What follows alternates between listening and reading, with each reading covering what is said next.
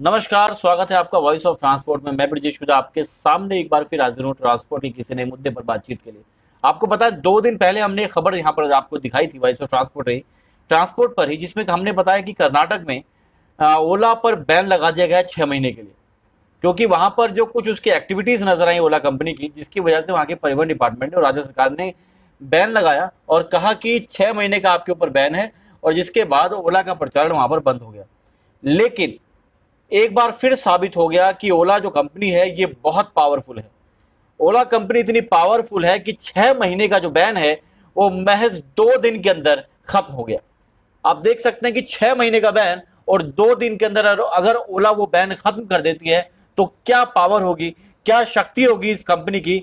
अगर जो पूरे देश के जो ड्राइवर ये बात बोलते हैं, वाकई उस बात में दम है कि ओला का खात्मा या ओला को हटा पाना बहुत मुश्किल है। खबर को हम आगे आपको विस्तार से बताएंगे, लेकिन उससे पहले आपको बता दें कि वीडियो को जरूर लाइक, कमेंट या शेयर कर दें, साथ ही चैनल को सब्सक्राइब करें, जिससे आपके पास इस तरह की महत्वपूर्ण और बड़ी खबरें आती रहें। कि 2 दिन भी नहीं टिक सका ओला पर लगा 6 महीने का बैन, तत्काल प्रभाव से मिली है छूट। सोशल वेलफेयर मिनिस्टर प्रियंक खड़गे ने ट्वीट करके इसकी जानकारी दी है। क्या था पूरी खबर आपको बताएं। कर्नाटक सरकार ने ओला टैक्सी पर 6 माह के लिए बैन लगाया था। हालांकि बैन के अगले ही दिन ओला को छूट मिल गई। कर्नाटक सरकार का 6 माह का बैन 2 दिन भी नहीं टिक सका। कर्नाटक सरकार के सोशल वेलफेयर मिनिस्टर प्रियंक खड़गे ने ट्वीट के माध्यम से बताया और इसकी पूरी जानकारी दी। उन्होंने कहा कि ओला आज यानी रविवार से ही अपने व्यापार को पहले की तरह जारी रख सकती है। हालांकि उन्होंने ओला कैब के लिए तत्काल एक पॉलिसी बनाने की बात कही, जिससे प्रदेश में नई टेक्नोलॉजी को नियम के तहत चलाया जा सके। इसमें सरकार इंडस्ट्री को पूरी मदद करने के लिए तैयार है। आप यहां पर देखें, सरकार भी तैयार है और जो 6 महीने का बैन था वो महज 2 दिन के अंदर खत्म कर दिया गया। ये पावर देख सकते हैं कि किस तरह ओला कंपनी ने अपनी पूरी एड़ी चोटी का जोर लगाया होगा। क्या स्कीम लाई होगी या क्या उन्होंने करा होगा, क्या बातचीत हुई होगी, क्या बैठक में निर्णय लिया होगा, कुछ नहीं पता। लेकिन 6 महीने का बैन 2 दिन के अंदर खत्म हो गया।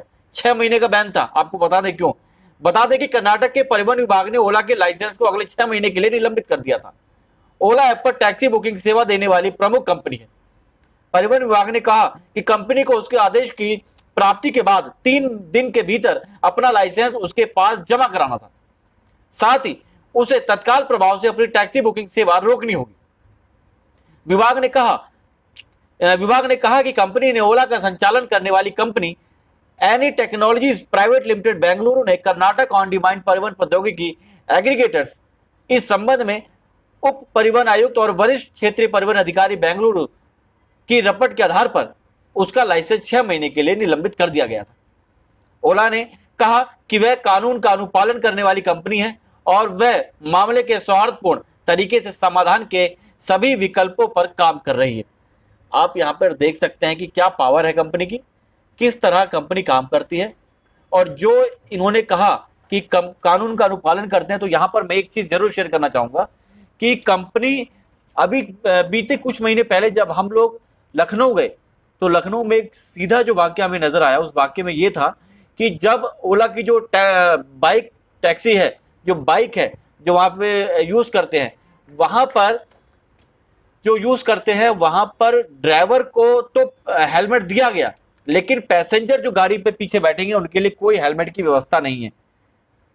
यानी आप देख कानून का अनुपालन, क्या ओला की नजरों में जो डबल जो पीछे बैठते हैं, जो ड्राइवर के साथ बैठेगा बाइक पे, क्या उनको हेलमेट की आवश्यकता नहीं है?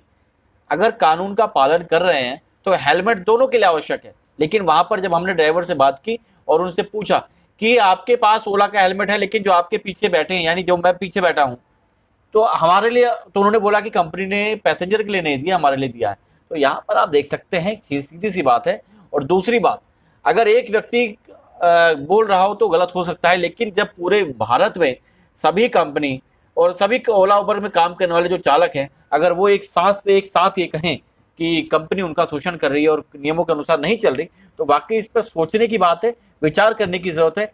क्योंकि अगर ऐसा नहीं होगा तो वाकई कंपनी के साथ कुछ ना कुछ गलत हो सकता है। लेकिन यहाँ पर साफ कर दिया ओला कंपनी ने कि उसके लिए किसी भी काम को करवा लेना बहुत आसान है, क्योंकि 6 महीने का बैन 2 महीने में हट जाना मजाक नहीं है।